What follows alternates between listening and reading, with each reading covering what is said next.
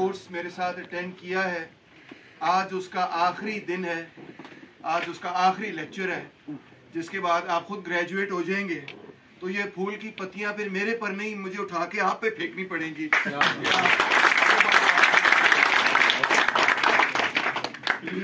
हमने पहले लेक्चर में ये बात की कि सरमायादारी निज़ाम किस तरह से मेहनत कश तबके का, गरीब लोगों का, महकूम लोगों का इस्तेहसाल करता है।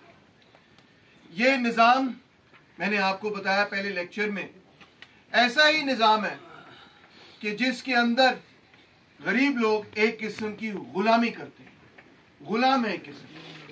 फर्क सिर्फ इतना गुलामी और सरमायादारी निज़ाम में कि गुलाम को उसकी सारी जिंदगी के लिए एक ही दफा खरीद लिया जाता था, जबकि सरमायादारी निज़ाम में दिहाड़ी के हिसाब से गुलाम को खरीदा जाता है कि उसको एक दिहाड़ी के लिए, 2 दिहाड़ियों के लिए इस्तेमाल किया जाए, और जब वो पैदावार मजीद करने की काबिलियत नहीं रखता किसी वजह से, तो बेशक उसको फारिग कर दिया।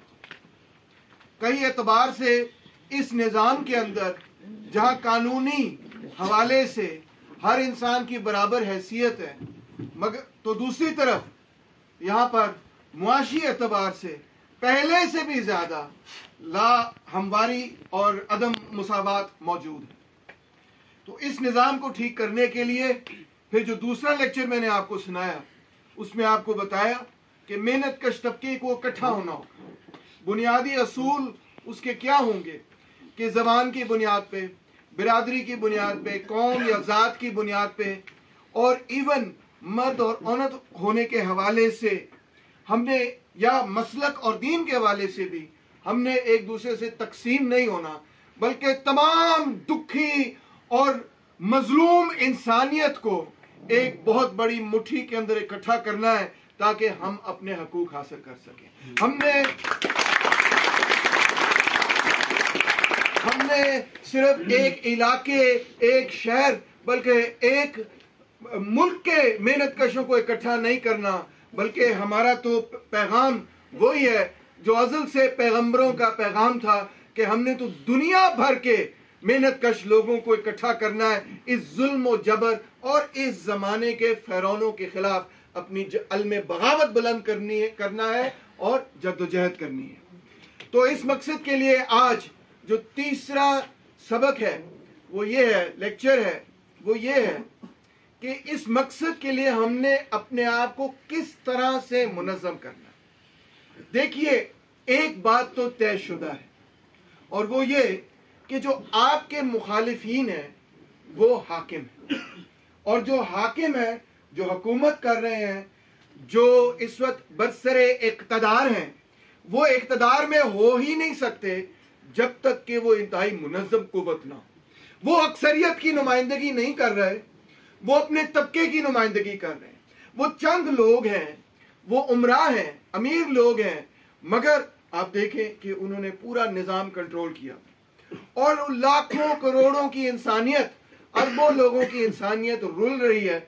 मगर अगरचे आपके पास अक्सरियत है, आज जैसे लोग इस मुल्क में नहीं पूरी दुनिया में अक्सरियत में है, मगर फिर भी एक अक़लियत जो है वो ज्यादा मुनज़्ज़म है, ज्यादा ऑर्गेनाइज्ड है, जिसकी वजह से वो हुक्मरानी कर रहे। तो पहला सबक तो हमें यही सीख लेना चाहिए कि इस चीज को पहचानना चाहिए कि उनकी कुव्वत के पीछे जो ताकत है, उनकी सियासी कुव्वत के पीछे जो ताकत है, दर हकीकत उनकी नज़्म व ज़ब्त है, किस तरह से वो ऑर्गेनाइज्ड है।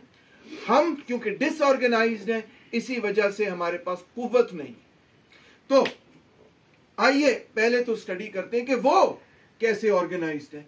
अगर वो एक तरह से मुनज़्ज़म है, हमने उससे भी बेहतर तरह से अपने आप को मुनज़्ज़म करना है ताकि हम कामयाबी हासिल कर सकें। जब हम उनकी तरफ देखते हैं तो हमें यह नजर आता है कि ऐसा नहीं है कि उन्होंने कोई सिर्फ एक ही तंजीम बनाई हुई है जिसके तहत वो चल रहे हैं, नहीं, बल्कि उनके पास सियासी तंजीम भी मौजूद है, उनके पास कई सारे मुख्तलिफ मुआशी इदारे भी इक्तसादी इदारे भी मौजूद हैं, उनके पास कई सारे मुख्तलिफ किस्म के तालीमी इदारे भी मौजूद हैं, उनके पास मीडिया भी है, उनके पास पुलिस भी एक पूरी मौजूद है, उनके पास उन्होंने अपने कोर्ट्स भी बनाए हुए हैं। अर्ज ये है कि वो किसी सिर्फ और सिर्फ एक तंजीम के एतबार से मुनज़्ज़म नहीं है, बल्कि मुख्तलिफ किस्म के इदारे उन्होंने कायम किए हुए, जिनकी वजह से वो एक समाज पर मुकम्मल अपनी एक गिरफ्त रखते हैं, इक़्तिदार रखते हैं। अंग्रेजी में हम लफ्ज़ इस्तेमाल करते हैं हेजेमनी रखते हैं। तो इस इक़्तिदार को तोड़ने के लिए हमें पहला असूल यह है कि हमें हर उस चीज पर उनका मुकाबला करना, जिस भी मौजू, जिस भी सब्जेक्ट, जिस भी पहलू के तहत उन्होंने एक तंजीम बनाई हुई है, एक इदारा बनाया हुआ है, ताकि वो अपने तबकाती मुफादात का तहफ़्फ़ुज़ कर सकें, हर उस पहलू के एतबार से मेहनत कश तबके को भी एक इदारा बनाना पड़े। इससे मुराद ये है, जिस तरह सरमायादारों के पास बड़े बड़े चेंबर ऑफ कॉमर्स होते हैं, आपने देखे होंगे या सुना होगा कम से कम, जहां पे वो एक दूसरे से फैसला करते हैं, बातचीत करते हैं, चीजें तय करते हैं। तो हमारा चेंबर ऑफ लेबर किधर है?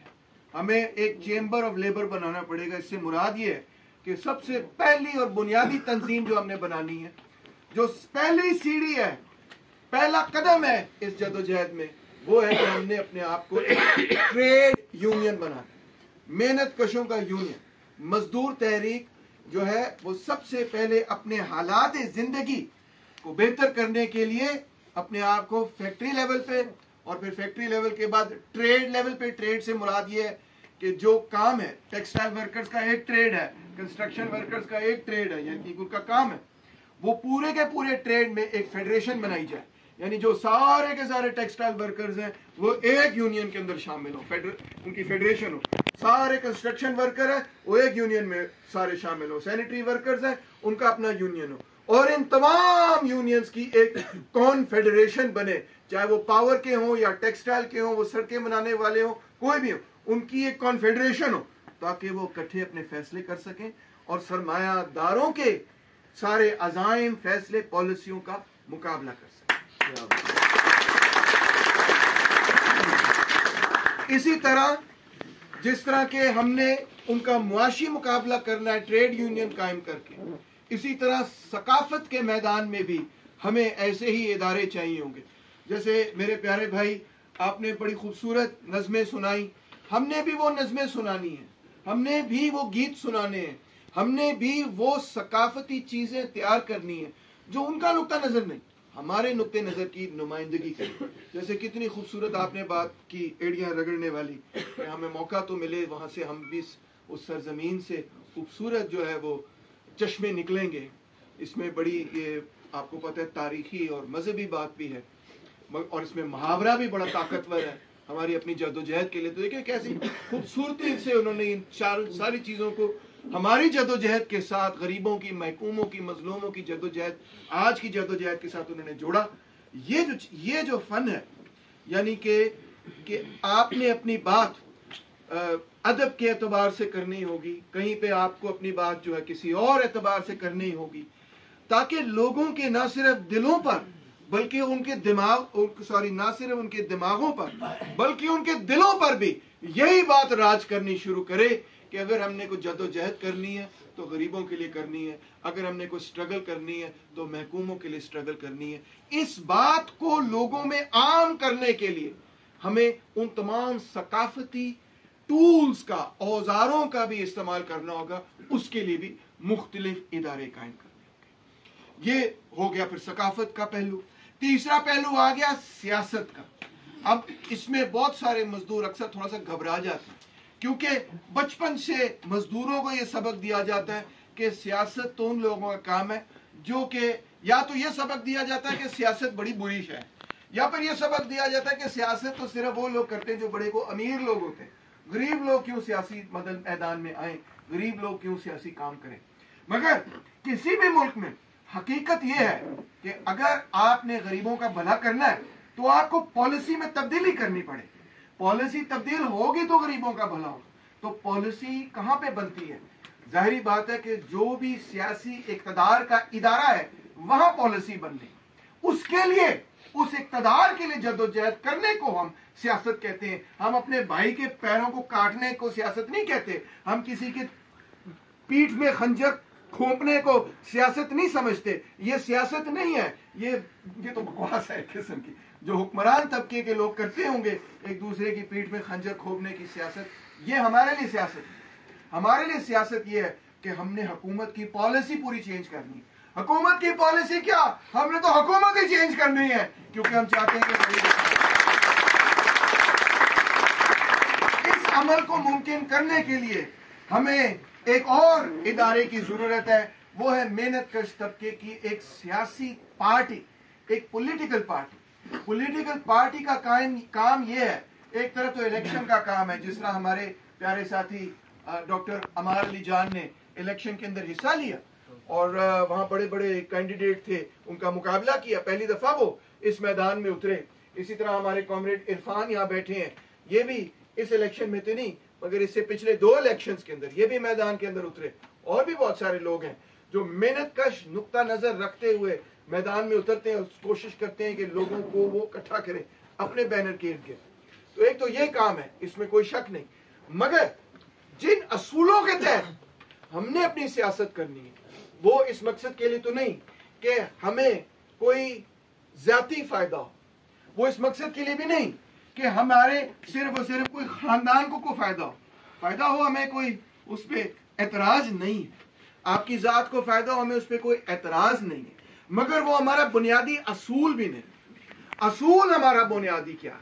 असूल तो हमारा बुनियादी ये है कि हमने गरीबों की जिंदगी बेहतर करनी है ना, हमने गरीबों को इक़्तिदार में लेकर आना है, हमने गरीबों का इक़्तिदार कायम करना है, महकूमों का इक़्तिदार कायम करना है। तो लिहाजा हमारे लिए जो सबसे बड़ा असूल है वो है हमारे नजरियात। हम अपने नजरियात का सौदा नहीं कर सकते अपनी जात के लिए, सबसे पहला असूल। अब देखें, सरमायादार अक्सर ये कोशिश करते हैं कि जहां पे मजदूर तबका इकट्ठा हो, ठीक है, अब इस हॉल के अंदर 100 मुख्तलिफ लोग इकट्ठे हैं, अब सरमायादार हमेशा कोशिश करेंगे, उनके लिए जो सबसे बड़ा खतरा है वो ये है कि आप लोग इकट्ठे होकर अपने हकूक मांगे, तो उनकी हमेशा कोशिश ये होगी कि आपको तकसीम करके थोड़ा बहुत आपको दे दिया जाए। तो फिर दाएं तरफ जो लोग बैठे हैं, शायद सरमायादार आपको आगे कहें तो उनकी बात, उनसे आप अलहदा हो जाएं, ये ले थोड़े से पैसे आपको अपने, थोड़ा सा हमने हालात जिंदगी आपके लिए बेहतर करती है, ये ले आपको ओल्ड एज बेनिफिट मिल गई, ये ले आपको बेहतर तनख्वाह मिल गई, ये ले आपको एजुकेशन सेस मिल गई, इन लोगों से बस अलहदा हो जाए। आप सोचते हैं चलो मेरी फैमिली का भला हो जाएगा, चलो मेरा भला हो जाएगा, हम भी जद्दोजहद इसीलिए कर रहे थे कि हमारा भला हो जाए, तो हम इनसे अलहदा हो जाते हैं। आप अलहदा हो गए, बस ये मिस्टेक पहली हो गई। सबसे पहली मिस्टेक ही हो गई कि आपने अपने फौरी मुफाद को देखा और मेहनत कश तबके के इत्तेहाद को अव्वलियत नहीं दी। बहुत बड़ी मिस्टेक। अब क्या होगा, आप मुफाद तो ले लेंगे, 4 दिन आप बेहतर भी गुजार लेंगे, इन सबको सरमायादार ने फारिग कर दिया। अब आइंदा इन लोगों ने आपसे कभी बात ही नहीं करनी, इन्होंने कहना है वो लो जी असी जद्दोजहद की थी, इकट्ठे रल के असी स्ट्रगल की थी, उठ खाई मारा खाइया वगैरह वगैरह, उन्होंने सानू वेच वोच दिता, अपना फायदा कर लिया, तो सानू दिता ही कोई नहीं। आइंदा उनको फिर कन्विंस करना इन लोगों को कि भाई आओ जद्दोजहद करें, वो कहेंगे वो असी पहले की थी जद्दोजहद, असी वेख लिया उदा सिला की होया, असी नहीं करते वो नाराज ही हो जाएंगे, घर ही बैठ जाएंगे। तो रिजल्ट क्या होगा, जब ये हो जाएंगे अलहदा आपसे, आप हो जाएंगे चंद लोग और कमजोर, फिर थोड़ी देर बाद सरमायादार ने ये देखना वो नहीं एक्टिव, वो नहीं सियासी कोई एक्टिविटी में, ट्रेड यूनियन में हिस्सा ले रहे, अब उन्होंने जो आपको मुराद दिए थी ना वो भी आपसे छीन लेंगे। साल बाद 1.5 साल बाद उन्होंने कहना लो जी हम वापस ला रहे हैं, तुम जाओ जो मर्जी करो।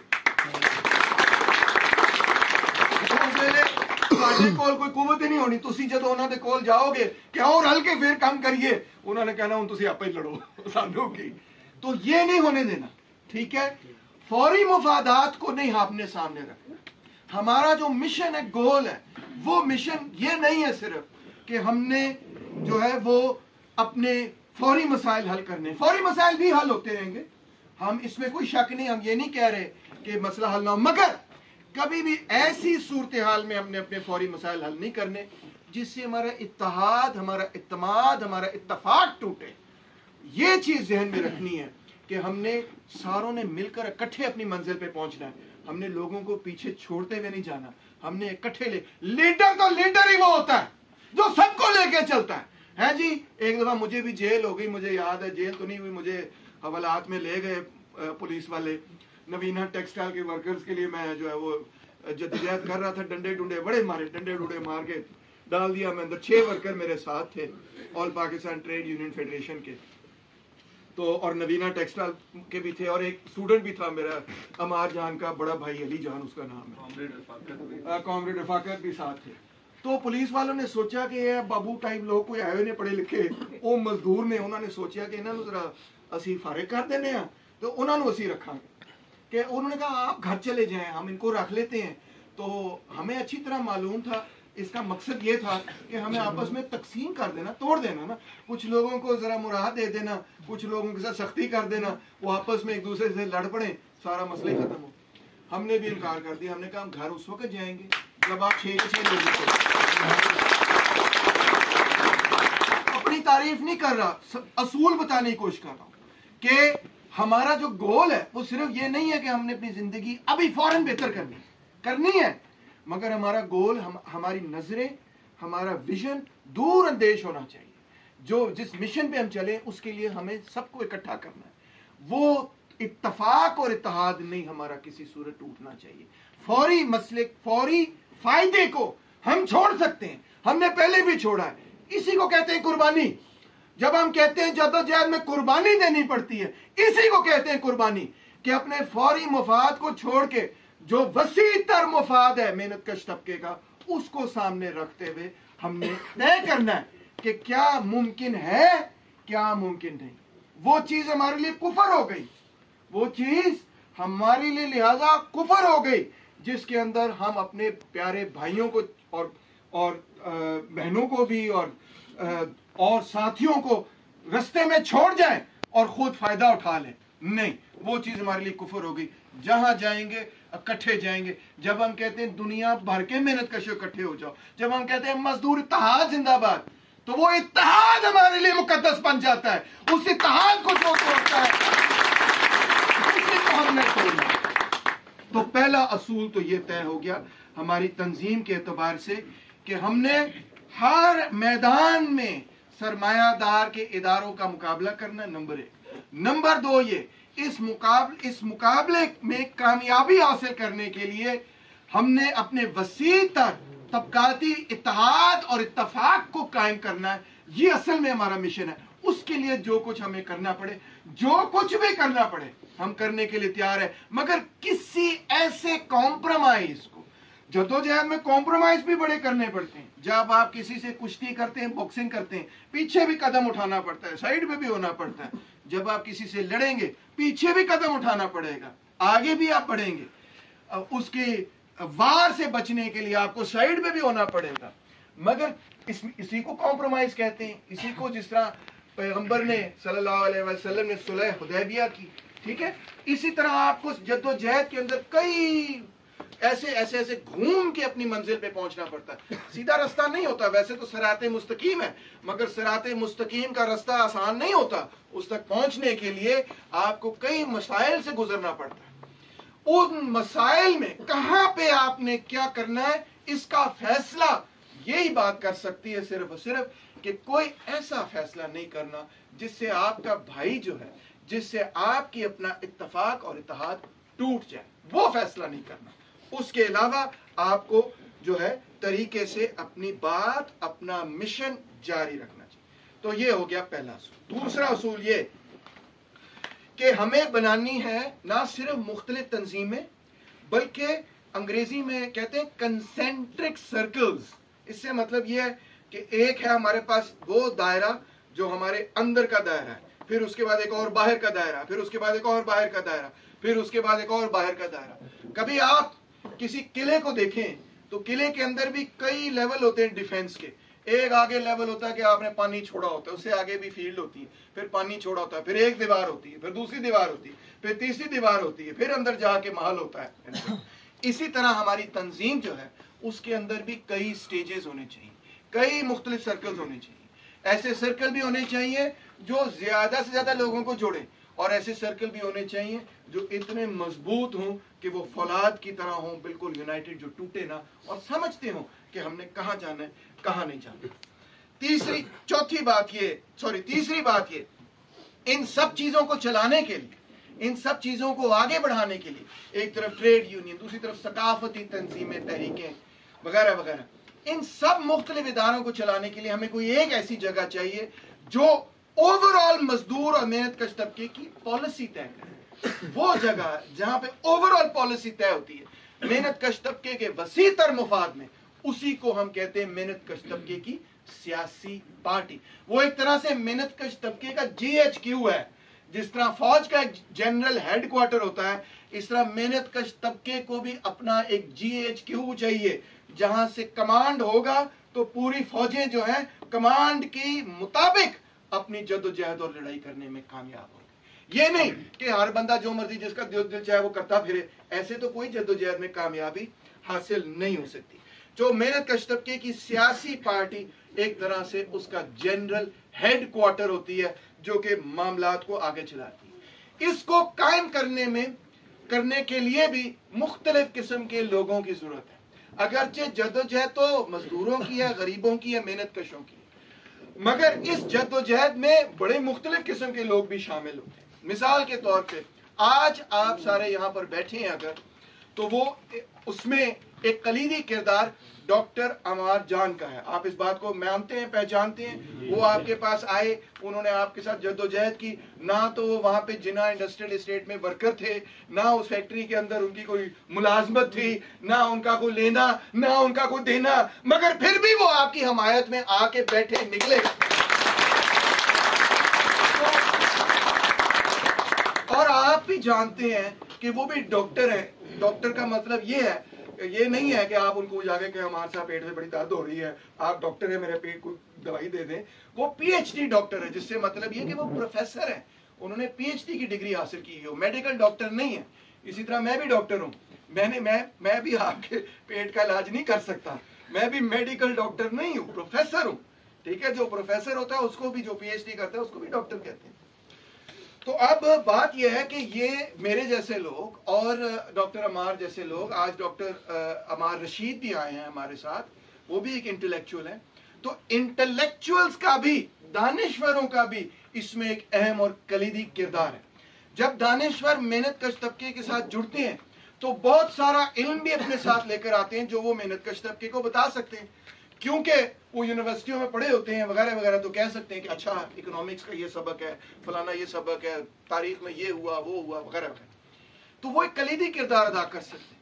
अब आप गौर करें कि सरमायादार तबके को जब ये पता चलता है कि यार मजदूरों के साथ इंटेलेक्चुअल भी जुड़ गए, मजदूरों के साथ प्रोफेसर भी जुड़ गए, मजदूरों के साथ PhD डॉक्टर भी जुड़ गए, मजदूरों के साथ दानिश्वर जुड़ गए, अब वो तोड़ने की कोशिश करते हैं इस इत्तेहाद को। तो ਤੁਹਾਡਾ ਕੀ ਕੰਮ ਹੈ? ਤੁਸੀਂ ਤੇ बड़े पढ़े लिखे बंदे हो गए डॉक्टर साहब, ਤੁਸੀਂ ਕੀ कर रहे हो? मजदूरों के नाल वखरे हो जाओ। फिर वो मजदूरों को जाके कहेंगे ਉਹ ਤੁਸੀਂ ਤੇ ਮਿਹਨਤ ਕਸ਼ ਬੰਦੇ ਹੈਗੇ ਹੋ, ਅਪਰ ਕਲਾਸ ਦਾ ਬੰਦਾ ਹੈਗਾ, ਉਹ ਤੁਹਾਡੇ ਨਾਲ ਦਾ ਕੀ ਤਾਲੁਕ ਹੈ? ਉਹਨੂੰ ਫਾਰਿਗ ਕਰੋ, ਸਾਡੇ ਨਾਲ ਗੱਲਬਾत करो, ਅਸੀਂ तय करते हैं ਉਹਨੂੰ फारिग कर। असल में उनका जो मकसद है वो ये है कि मेहनत कश तबके की नजरियाती नशो नुमा के लिए उनको पढ़ाने लिखाने के लिए जो लोग अपना जानो माल और वक्त कुर्बान करने के लिए तैयार है, उनका मेहनत कश तबके से ताल्लुक टूट जाए। तो वो दोनों साइडों पे प्रोपेगेंडा करते हैं। वो इंटेलेक्चुअल्स को कहते हैं ਤੁਹਾਡੇ ਨਾਲ ਕਦੇ ਨਹੀਂ ਜੁੜਨਗੇ ਇਹ ਮਜ਼ਦੂਰ, ਇਹਨਾਂ ਨੂੰ ਕੀ ਗਰਜ਼ ਨਾ ਚੀਜ਼ਾਂ ਦੇ ਨਾਲ, ਤੁਸੀਂ ਵੱਡੇ ਇੰਟੈਲੈਕਚੁਅਲ ਹੋ, यूनिवर्सिटी च काम करो बस। और मजदूर तबके को कहते उलट कहते हैं ਉਹ ਦੇਖੋ ਪਤਾ ਨਹੀਂ ਕੀ ਏਜੰਡਾ ਲੈ ਕੇ ਆਏ ਨੇ, ਤੁਹਾਡੇ ਨਾਲ ਕੀ ਗੱਲਬਾਤ ਕਰ ਰਹੇ ਨੇ, ਉਹਨਾਂ ਦਾ ਕੀ ਮਕਸਦ ਹੈ। ਉਹ ਤੇ ਤੁਹਾਡੇ ਤੋਂ ਨਹੀਂ ਹੈਗੇ, ਉਹ ਤੇ ਮਜ਼ਦੂਰਾਂ, ਉਹ ਤੇ ਫੈਕਟਰੀਆਂ 'ਚ ਕੰਮ ਨਹੀਂ ਕਰਦੇ, ਫਿਰ ਤੁਹਾਡੇ ਕੋਲ ਕਿਉਂ ਆਏ ਨੇ? ਕਿਉਂ ਆਏ ਨੇ ਤੁਹਾਡੇ ਕੋਲ? किस वजह तो आए ने? मुफाद लैन नहीं आए, इस जालिम निजाम के खिलाफ जद्दोजहद करने वास्ते आए। ये इत्तेहाद है, ये जो इत्तेहाद है कि एक तरफ मेहनत कश तबके की हमायत करने वाले दानिश्वर और दूसरी तरफ मेहनत कश तबका, ओए होए होए जदों ये दो जोड़ इन्हां दी जोड़ी बन जाती है, बड़ी ताकतवर जोड़ी हुंदी है। और सरमायादार इस जोड़ी तो बड़ा घबरांदा है। मैं तुहानू की ना दसा अजीम लोगों के जिहड़े जिन्होंने पाकिस्तान दे विच की कुर्बानी नहीं दी। इत्थे जिहड़ी मेहनतकश तबके की तहरीक है उहदे विच फैज़ अहमद फैज़ दी शायरी तुसी बह के पढ़ो कदे, इन्नी खूबसूरत शायरी। हम देखेंगे लाजिम है कि हम भी देखेंगे वो दिन के जिसका वादा है, जब ताज उछाले जाएंगे, जब तख्त गिराए जाएंगे। हबीब जालिब, ऐसे दस्तूर को सुबह बेनूर को मैं नहीं मानता, मैं नहीं जानता। ठीक है ना। तो ये शायर हजरात थे, मगर इन्होंने अपने कलम की ताकत किसके लिए इस्तेमाल की? गरीबों के लिए, महकूमों के लिए, मजलूमों के लिए। बल्कि आपको यह भी बताऊं, हैदराबाद दक्कन का नवाब फैमिली का एक शहजादा जिसका नाम हसन नासिर था, वो कराची की गलियों कूचों में घूम फिरकर मेहनतकश तबके को मुनज़्ज़म करता था कि मैंने गरीबों के लिए, गरीबों को इकट्ठा करना है। उसको यहाँ की फौज उठा के ले गई, स्टैब्लिशमेंट उठा के ले गई, यहाँ लाहौर के किले के अंदर बंद किया, इतना मारा कि वो टॉर्चर में अपनी जान शहीद कर उसको कत्ल कर दिया, उसको शहीद कर दिया। मगर उसने अपने राज नहीं बताए, उसने फिर भी अपने मिशन पे वो कायम रहा। हसन नासिर, कैसे कैसे लोग इस तहरीक ने जन्म दिया, आपको क्या बताऊं। और ये भी आपने कभी नहीं सोचना, हम भी नहीं सोचते, आपने भी नहीं सोचना कि क्योंकि तुसी वर्कर हैगे हो, वो तुहाडा की काम फलसफे दे नाल, वो तुहाडा की काम इकोनॉमिक्स दे नाल, वो तुहाडा की काम तारीख नूं पढ़न दे नाल। हरगिज नहीं। हर बंदा इंसान है, इंसान की फितरत है कि हम क्यूरियस, हम जानना चाहते हैं, हम सवाल करते हैं, हम दुनिया के बारे में जानना चाहते हैं, हम तारीख के बारे में जानना चाहते हैं। आपने भी अपने आप को रेज करना है, ऐसे अपने आप को बना देना कि वड्डे तो वड्डा सरमायादारां दा दानिश्वर तुहाडे सामने आए तो तुसी उहनूं जीरो कर दिओ। ठीक है ना। कल नूं जदों वड्डे वड्डे सरमायादार दे दानिश्वर तुहाडे सामने आ गए दसन कि वो असीं निजकारी करांगे, बड़ा चंगा हो जाएगा, तो उसे तुहाडे कोल इन्नी नॉलेज होनी चाहिए कि तुसी उहदा मुकाबला कर सको, तुसी अपना नुक्ता नजर प्रेजेंट कर सको। ठीक है। ते यह बड़ा जरूरी है, इसलिए इस चक्कर च नहीं पैना कि वो जिहड़ी तोड़ फोड़ करने की कोशिश करते हैं, उहदे तो बच के रहना। अच्छा, पंजवा असूल है वे कि कुछ लोग हमें आके ये सबक देते हैं कि तुसी ते बराबरी की गल करते हो, बराबरी की गल करते हो, तो ये सारे बराबर होंगे ने, तो फिर ये कोई लीडर ही नहीं होना चाहिए, ना कोई लीडर होए तो ना कोई फॉलोअर होए। भाई जो ना कोई लीडर होएगा तो ना कोई फॉलोअर होएगा, तो फैसला किवें होएगा कि करना की है की नहीं करना? इसका मतलब है कि फैसला ही नहीं होएगा। जेड़ा बंदा मुस्तकिल मिजाजी नाल जदोजहद दे विच कुर्बानी देंदा है, काम करदा है, रिजल्ट तुहानू अचीव करके विखांदा है, ओदी इज्जत करोगे, ओदी गल मनोगे ते अगे वधोगे। जे तुसी हर बंदे नू यही समझोगे कि कोई लीडरशिप है ही नहीं, लीडरशिप नहीं डेवलप करोगे तो तुसी पिछे रह जाओगे। हुण देखो ना, सरमायादार तबका जदों कोई काम करता है, अपने आप को मुनज़्ज़म करता है, पूरी हायरार्की बनाता है। मैं तुहानू एक छोटी जी मिसाल देना, फैक्ट्री ले लो। फैक्ट्री देखो जरा, फैक्ट्री दे विच, फैक्ट्री एक ऐसा इदारा है जो कि इंतहाई तेजी से पैदावार कर सकता है। फैक्ट्री के अंदर मुख्तलिफ डिपार्टमेंट होते हैं, हर डिपार्टमेंट का कोई ना कोई सरबराह होता है, हेड करता है, उसको चलाता है। उन सारे हेड्स के, सुपरवाइजर्स की अपनी एक कमेटी होती, उसके ऊपर अपनी एक कमेटी होती। ऐसे पूरा एक दरख्त की तरह एक स्ट्रक्चर होता है फैक्ट्री के अंदर। तुसी सारे फैक्ट्री च काम करते हो, तुसी सारे स्ट्रक्चर नू देखिया है कि तुसी डिपार्टमेंट च काम करते हो, डिपार्टमेंट दा सुपरवाइजर भी होएगा, डिपार्टमेंट दा मैनेजर भी होएगा, ओदे उत्ते मैनेजर होएगा, ओदे उत्ते मैनेजर होएगा, ओदे उत्ते सीनियर मैनेजर होएगा। इस तरह करके एक पूरा स्ट्रक्चर होता है। यही स्ट्रक्चर, इसी किस्म का स्ट्रक्चर हमें अपनी तहरीक के लिए भी चाहिए। हमें भी अपने डिपार्टमेंट चाहिए। हमें एक डिपार्टमेंट चाहिए जो वकीलों का होगा, जो हर वक्त केस पे केस तुन के रखेगा कि मजदूरों को हकूक दिए जाएं। एक डिपार्टमेंट हमें चाहिए जो कि मीडिया सेल होगा, जो दिन रात सोशल मीडिया पे मजदूरों की खबरें चलाए कि मजदूरों ने ज्यादती की हो रही। एक डिपार्टमेंट हमें चाहिए जो सियासत के अंदर हो रहा है उस पर अपने बयान देता रहे हर वक्त। हर किस्म का डिपार्टमेंट चाहिए। हर डिपार्टमेंट का तुहानू फिर कोई ना कोई हेड भी चाहिए कि जो जेड़ा के जिम्मेदारी नाल उस डिपार्टमेंट को चंगे तरीके नाल चला सके। तो ये हो गया अगला असूल कि हमने एक पूरी लीडरशिप तैयार करनी है। अब देखें, मजदूर तबके में से जो क़यादत पैदा होती है, मैं हमेशा उसकी इंतहाई इज्जत करता हूँ। वो एक प्रोसेस से निकल के, एक लड़ाई से निकल के तैयार हो। जिस तरह बाबा लतीफ यहाँ आपके साथ बैठे, जिस तरह कॉमरेड इरफान अली आपके साथ बैठे, और मुख्तलिफ लोग, शहबाज साहब यहाँ पे बैठे। एक लड़ाई में क़यादत तैयार होती है। वो क़यादत तैयार ही तब होती है जब वो एक मुस्तकिल मिजाजी दिखाती है, दिलेरी बहादुरी दिखाती है और वसीउल कल्बी से चलने में कामयाब होती है, कामयाबी भी हासिल करती है, तभी वो क़यादत बनती है। ऐसी क़यादत को हमेशा सरमायादार कोशिश करता है कि उस क़यादत को डिस्क्रेडिट कर दो, उनको फारिग कर दो, उनको गिरा दो, उनको दबा दो, उनको उनकी हिम्मत को तोड़ दो। ये सब चीजें सरमायादार कोशिश करेगा। लड़ाई होगी तो ऐसे ही होता है। तो कौन किसकी जिम्मेदारी है फिर कि उस क़यादत को भी महफूज रखा जाए? किसकी जिम्मेदारी है फिर कि क़यादत को क़यादत माना जाए? क्योंकि कोई तबका क़यादत के बगैर इक़्तिदार हासिल नहीं कर सकता। इस बात को पहचानना बहुत जरूरी है। तुसी अपने विचों नवे नवे कायद पैदा करने ने, हर डिपार्टमेंट का एक कायद पैदा करना है, हर थां का एक कायद पैदा करना है, हर फैक्ट्री दे विच एक लीडरशिप पैदा करनी है, हर कस्बे दे विच एक लीडरशिप पैदा करनी, हर पिंड दे विच एक नवी लीडरशिप पैदा करनी। जदों एक नेटवर्क पैदा होएगा, एक जाल बिछेगा मेहनत कश तबके दे लीडरां दा, फिर जेड़ी मैस लीडर अवाम है, अवामुन्नास है, फिर वो तुहाडे नाल टुरेगी, फिर वो वड्डे पैमाने दे उत्ते तुहाडे नाल टुरन विच कामयाब होएगी। एक लीडर वही होंदा ना जेड़ा कोई 5-10 बंदियां नूं जोड़ के नाल टुर सके, ठीक है ना। ते तुहानू अगर एक पूरा जाल मिल जाए लीडरशिप का, और वो लीडर नूं डेवलप होने च बड़ा टाइम लगता है। तकरीर करन दा अपना एक फन है, तहरीर करन दा अपना एक तरीका है, लोकां नूं मुनज़्ज़म करन दा अपना एक तरीका है, ठीक है। वो बड़ा टाइम लगता है। उस साडा कम ही है वे। इनफैक्ट मैं तो यह कहांगा कि लीडरशिप दा, मौजूदा लीडरशिप दा, हर मौजूदा लीडरशिप दा फर्ज पता की है कि नवी लीडरशिप तैयार होंदी है, नवी लीडरशिप तैयार होंदी है।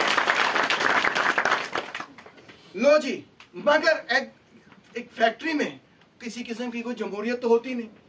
फैक्ट्री के अंदर तो मालिक ने तय करना है कि कौन से डिपार्टमेंट का कौन सा हेड होगा, कौन सा डिपार्टमेंट क्या करेगा, कितने लोगों को रखेगा, कितने लोगों को नहीं रखेगा। हम चाहते हैं कि फैक्ट्री की तरह हम भी उसी तरह मुनज़्ज़म हो, मगर एक फर्क है। फर्क यह है कि वो फैक्ट्री तो इस मकसद के लिए बनाई गई है कि मुनाफा कमाया जाए, और हम एक और मकसद के लिए काम करें, और वो मकसद ये है कि हमने मजदूर और मेहनत कश तबके की निजात के लिए काम करना। इन दोनों चीजों में बुनियादी फर्क है। तो लिहाजा हमने वो डिसिप्लिन भी कायम करना है, हमने वो डिपार्टमेंट भी कायम करने हैं, हमने वो लीडरशिप और क़यादत भी तैयार करनी है। मगर एक फर्क है, और फर्क ये है कि ये सब काम हमने करना है जमहूरियत के असूलों की बुनियाद पे। अगर किसी डिपार्टमेंट में कोई बंदा ठीक काम नहीं कर रहा, तो इसका मतलब यह कि उस डिपार्टमेंट के लोगों के पास ये इस्तेहकाक हासिल होना चाहिए कि वो अपनी नई लीडरशिप मुंतखब कर सके।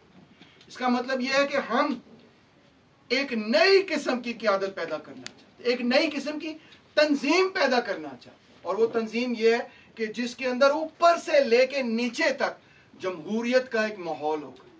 क्योंकि जहां पे जमहूरियत नहीं होगी, जहां पे गरीबों को और लोगों को यह हक ही नहीं मिलेगा कि वो अपनी राय का इजहार कर सके, तो वहां पे लीडर जो है वो एक नया आका बन जाएगा। हम तो उन आकाओं के ही तो खिलाफ हैं, तो हमने वो आका नहीं पैदा करने, हमने वो वाले लीडर नहीं पैदा करने जो बड़ी बड़ी अमीरों की सियासी पार्टियों के लीडर होते हैं। नहीं, हमने डेमोक्रेटिक लीडरशिप पैदा करनी। डेमोक्रेटिक लीडरशिप का मतलब यह है कि वो क़यादत जो अपने लोगों की राय का एहतराम करे, बात सुने कि क्या अच्छा जी क्या मसला है, आओ जी आओ बैठ के हल करने की कोशिश करें। और अगर वो इसमें कामयाब नहीं है, तो जो हमारी तंजीम के मेंबरान है वो ये कहने का भी हक रखें कि तैमूर साहब तुसी बड़ी चंगी सर्विस दी है, thank you very much comrade ji, तुसी चंगा काम किया, मगर हुण सानू तुहाडी लोड़ नहीं, तुसी जरा थोड़ी देर बह जाओ, असी किसी और लीडर नूं भी अगे लिया सकते। यह तुहाडा हक और राइट होना चाहिए, ठीक है। भावें कोई बंदा जिन्नी मर्जी जदोजहद करे, तुहाडे कोल फिर भी यह हक होना चाहिए कि तुसी उन्हों मुंतखब करना। इनू असी कहांगे डेमोक्रेटिक सेंट्रलिज्म, जमहूरियत की बुनियाद पे मरकजियत, जमहूरियत की बुनियाद पे लीडरशिप भी होगी, मगर बुनियाद भी उसकी जमहूरियत पर रखेगी। आखिर में ये कि आपको थोड़ा सा स्ट्रक्चर बताता चला जाऊं कि हमारी तंजीमों का स्ट्रक्चर ये है कि सबसे पहले आप इस तंजीम तहरीक के बनेंगे हमदर्द। जब आप हमदर्द बनते हैं इसका मतलब यह है कि आप मीटिंग्स में आना शुरू कर देते हैं, आप जलसों में आना शुरू होते हैं, इसका मतलब आप हमदर्द बन गए। अगला लेवल ये है कि आप बनते हैं बाकायदा तंजीम के मेंबर। जब आप मेंबर बनते हैं आप बाकायदा मेंबरशिप के लिए अप्लाई करते हैं। जब आप मेंबरशिप के लिए अप्लाई करते हैं आप तंजीम को फंड भी देने के लिए आपको देना चाहिए। आपने तंजीम का प्रोग्राम भी आप पढ़ें, उससे तरबियत भी हासिल करें। अगर आप प्रोग्राम से इत्तफाक करते हैं तो आप उस तंजीम के मेंबर बने, और तंजीम जो फैसला करे उस फैसले पे आपने उसी तरह अमल करना है जिस तरह के वो आपके लिए एक बुनियादी फर्ज बन जाए। अगर तंजीम ये कहती है 5 बजे उधर मीटिंग है, तंजीम का लीडर कहता है, नोटिफिकेशन जारी करता है 5 बजे उधर मीटिंग है, लो जी 5 बजे नहीं, आपने 4:50 पे वहां पे पहुंचना है। ये बात, ये डिसिप्लिन। दूसरा लेवल, जब आपने इस तरह तंजीम एक किसी इलाके में, जिले में बना ली, क्योंकि पाकिस्तान के अंदर आपको पता है पूरा पाकिस्तान मुख्तलिफ इजला में तकसीम है। एक जिले में आपने तंजीम बना ली, फर्ज करें लाहौर में आपने तंजीम बना ली, लाहौर में आपने 1000 लोगों को मेंबर बनाया। 1000 लोग कहते हैं, इसका मतलब है कि हम आपके प्रोग्राम से इत्तफाक करते हैं, हम आपको फंड भी देंगे, जो फैसला तंजीम करेगी उस पर अमल दरामद भी करेंगे पूरा पूरा। अब फर्ज करें आपने 1000 लोगों के मेंबर बना दिया। अब 1000 लोगों की आपने मीटिंग करनी है और वहां पे आपने जिले कमेटी बनानी। क्या बनानी है? जिले कमेटी बनानी है। एक जिले की अपनी कमेटी होगी, वो कमेटी जो है उस जिले के जो सबसे अच्छे लीडर हैं उनकी कमेटी होगी। वो कमेटी जो है अपना सेक्रेटरी वगैरह चुनेगी, किसी को फाइनेंस सेक्रेटरी बनाएगी, किसी को जनरल सेक्रेटरी बनाएगी, किसी को मीडिया सेक्रेटरी बनाएगी वगैरह वगैरह। ठीक है, इस तरह हर जिले की मेंबरशिप, उसके ऊपर क्या, जिले कमेटी। अब इस तरह मुख्तलिफ इजला के अंदर जिले कमेटियां कायम हो गई। ठीक है, एक लाहौर में हो गई, एक साहिवाल में हो गई, एक उकाड़ा में हो गई, एक कसूर में हो गई, एक शेखुपुरा में हो गई। ठीक है, ये जितनी जिले कमेटियां अब पंजाब पूरे के अंदर बन गई, तो उन सारी जिले कमेटियों की आपने मीटिंग कॉल करके उसके ऊपर बनानी है एक सूबाई कमेटी। क्या बनानी है? सूबाई कमेटी। और पूरे सूबे में से जो बेहतरीन आपके नुमाइंदे हैं उनको उस सूबाई कमेटी के अंदर इलेक्ट करना है, बाकायदा इलेक्शन करके उनको वहां पर लेकर आना है। उसमें आपने एक दूसरे से डिस्कशन भी करनी, बातचीत भी करनी, कौन अच्छे लोग हैं, किनको हम लेके आए जो पंजाब के मामलात को समझते हैं, जानते हैं, एक क़यादत तैयार करेंगे। फिर पंजाब का सेक्रेटरी इलेक्ट होगा, पंजाब का फिर फाइनेंस सेक्रेटरी होगा, पंजाब का फिर मीडिया सेक्रेटरी होगा, पंजाब के फिर मुख्तलिफ एजुकेशन सेक्रेटरी होंगे। फिर इसी तरह पूरे पाकिस्तान के 4 सूबों के अंदर जब आपकी जिले कमेटियां, उसके ऊपर सूबाई कमेटियां कायम होंगी, तो सारे पाकिस्तान से फिर मिलकर आपने एक पूरी पार्टी की कांग्रेस कॉल करनी है। यानी कि तमाम पार्टी की नुमाइंदा, सारे लोग तो नहीं आते मगर वो अपने नुमाइंदे भेजते हैं, वो उसको कहते हैं हम कांग्रेस। कांग्रेस का मतलब है कि सारी पार्टी के नुमाइंदे अब वहां पे मौजूद है, हर जिले से नुमाइंदे जाएंगे, सूबे से नुमाइंदे। ठीक है, और फिर वहां पे आपने पूरे पाकिस्तान के तमाम इजला और तमाम सूबों की एक मरकजी कमेटी बनानी है, जिसको सेंट्रल कमेटी आप कहेंगे, मरकजी कमेटी। उस मरकजी कमेटी का भी एक सेक्रेटरी होगा, उस मरकजी कमेटी का भी फाइनेंस सेक्रेटरी होगा, उस मरकजी कमेटी का भी प्रेस सेक्रेटरी होगा, उस मरकजी कमेटी का भी एजुकेशन सेक्रेटरी होगा। इस तरह करके देखें, एक पूरा, जिस तरह दरख्त तो यूं उगता है ना, ये इस तरह से दरख्त पूरा बनता है। यानी कि ऊपर है मरकजी कमेटी, उसके नीचे है सूबाई कमेटियां, उसके नीचे है जिले कमेटियां, उसके नीचे है मेंबरान, और उसके नीचे है हमदर्द। इस तरह करके जब आप एक पूरी तंजीमी ढांचा बनाने में कामयाब हो जाएंगे, जो कि लोगों के शऊर पर बुनियाद रखेगा, जमहूरी असूलों की भी पासदारी करेगा, और जिसमें डिसिप्लिन भी होगा और मेहनत की तकसीम कार भी होगी। ये बहुत बड़ा काम लगता है। तुम सोच रहे होगे कि डॉक्टर साहब इन्ना बड़ा काम दस देता है, मगर हो सकता है, मुल्कां च होया है, मुख्तलिफ मुल्कां दे विच होया, असी भी इन्हों कर रहे हैं। जब ऐसा एक पूरा ढांचा बनेगा जो पाकिस्तान के किसान तहरीकों, ट्रेड यूनियंस, सकाफती तंजीमों सबको जोड़ने में कामयाब होगा, तो वो ऐसा बड़ा हथियार बनेगा, वो ऐसा इतना बड़ी कुल्हाड़ी बनेगी, वो इतनी बड़ी, वो जिसको कहना चाहिए ना, क्या कहना चाहिए, तलवार बनेगी, हथौड़ा बनेगा, कि फिर उससे आप ये कमबख्त घटिया सरमायादारी निजाम को तोड़ने में कामयाब हो, फिर आप कामयाब। तो मिशन हमारा अब मैंने पूरा खोल के आपके सामने रख दिया। इस सारे मिशन में जिस चीज के नतीजे में ये तंजीम कायम होती है, जिस चीज के नतीजे में लोग इसके साथ जोक तक दर जोक जुड़ते चले जाते हैं और कबूल करते हैं कि ऐसी तंजीमी ढांचे की हमें जरूरत है कामयाबी हासिल करने के लिए, वो दो चीजें हैं।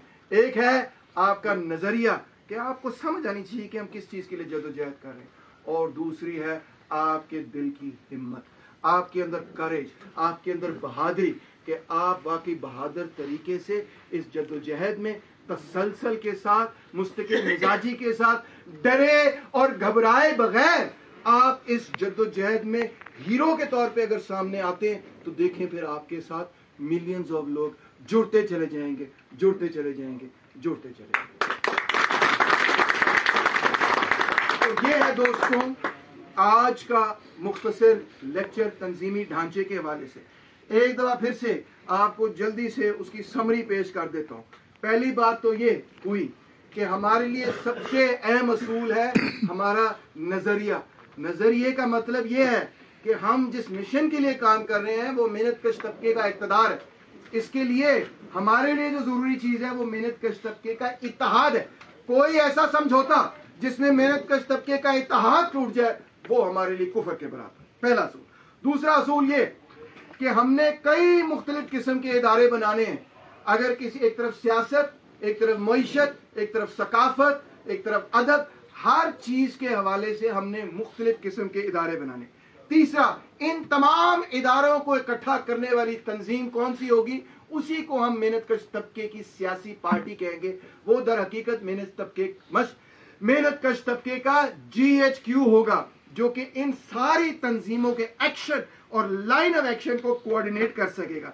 चौथा, ऐसी तंजीम के क्याम के लिए इंतहाई जरूरी है कि एक तरफ हमारे पास दानिश्वर हों तो दूसरी तरफ हमारे पास मजदूर तबके और मेहनत कश तबके के लोग हों। पांचवा, ये पूरी तंजीम अंग्रेजी में कहते हैं हायरार्किकल है। हायरार्किकल से मतलब ये है कि इसके अंदर कुछ लीडरशिप है। लीडरशिप का ये मतलब नहीं कि वो आका बन जाए, मगर ये मतलब है कि उनकी कुछ जिम्मेदारियां हैं, उन्होंने और लोगों को अपने साथ लेकर चलना है। ये लीडरशिप भी कांटों का हार है, ये लीडरशिप भी गर्म तवे पे खड़े होने के बराबर है। ये बड़ा मुश्किल काम है, क्योंकि सबसे पहले लीडरशिप पे ये अटैक होता है। तो लीडरशिप को महफूज करना, लीडरशिप का काम ही है नई लीडरशिप को जन्म देना, पैदा करना, ताकि वो मेहनत तबके को आगे लेके जा सकें। और इस सारे नेटवर्क के अंदर हमें एक मेहनत की तकसीम कार चाहिए कि एक फैक्ट्री की तरह जैसे मुख्तलिफ डिपार्टमेंट एक दूसरे के साथ कोऑर्डिनेट करते हुए एक चीज बनाते हैं, इसी तरह हमने भी हर मुख्तलिफ इदारे की एक दूसरे के साथ कोऑर्डिनेशन करते हुए अपने काम को आगे लेके जाना है। मगर ये फैक्ट्री, सातवां असूल, वो वाली फैक्ट्री नहीं जो कि सरमायादार के लिए है, बल्कि ये एक ऐसा इदारा है, ये एक ऐसी तंजीम है जो मेहनत कश तबके की निजात के लिए बनाई गई है। लिहाजा ये कोई वो तंजीम नहीं हो सकती जिसमें कुछ लोग आका बने पड़े रहें और बाकी लोग जो है उनके गुलाम बने रहें। बिल्कुल नहीं, बल्कि ये जमहूरियत की बुनियाद पर चलेगी। इसमें लीडरशिप का भी काम है कि वो लोगों की बात सुने, उनके मसाइल हल करे, और लोगों को का भी काम है कि वो लीडरशिप जब कोई फैसला करे उस पर डिसिप्लिन से अमल दरामद करे, ऊपर से लेके नीचे तक। इसमें इलेक्शन होगा, सबसे बेस बुनियादी लेवल पे आप मेंबर बनते हैं, उसके बाद आप हर जिले के अंदर जिले कमेटी बनाते हैं, उसके बाद हर सूबे के अंदर सूबाई कमेटी, और उसके बाद तमाम सूबों की और तमाम अजला की एक मरकजी कमेटी। हर कमेटी के मुख्तलिफ डिपार्टमेंट और सेक्रेटरीज हैं। और आखिर में यह कि इस जद्दोजहद में डरना नहीं है, घबराना नहीं है, परेशान नहीं होना। मसाइल आते हैं, जिंदगी है, जिंदगी के अंदर मसले तो होते ही हैं। हमने अपने मिशन को सामने रखना है, नजरिए की रस्सी को, ताकत को थाम लेना है, अपने जहन को क्लियर करना है, चीजों को समझना है, और दूसरी तरफ दलेरी से कदम बढ़ाना है उस मंजिल की तरफ कि जब ये गुलामी की जंजीरें टूटे और ये फिरौन जो के पूरी दुनिया पर काबिज हो बैठे हैं, वसाइल पर काबिज हो बैठे हैं, ये इनका सियासी इक्तदार, इनकी जुल्म और जबर और बर्बरियत इंसानियत के सर के ऊपर से, कंधों के ऊपर से उसका बोझ हट जाए और इंसान जो है वो इंसानियत वाली जिंदगी बसर कर सके, गुलामी की जंजीरें टूट जाए। बहुत बहुत शुक्रिया। जरा जोरदार नारा लगना चाहिए। आज मेरा गला कुछ बेहतर है, मैं भी जरा जोर नाल नारा लाऊंगा। रेडी हो? मजदूर गल नहीं बड़ी, थोड़ी जी होर जोर नाल, जिन्नी जोर नाल मैं लेक्चर कीता उन्नी जोर नाल नारा लगना चाहिए। मजदूर जिंदाबाद। ये जबरदस्त। थैंक यू जी, थैंक यू।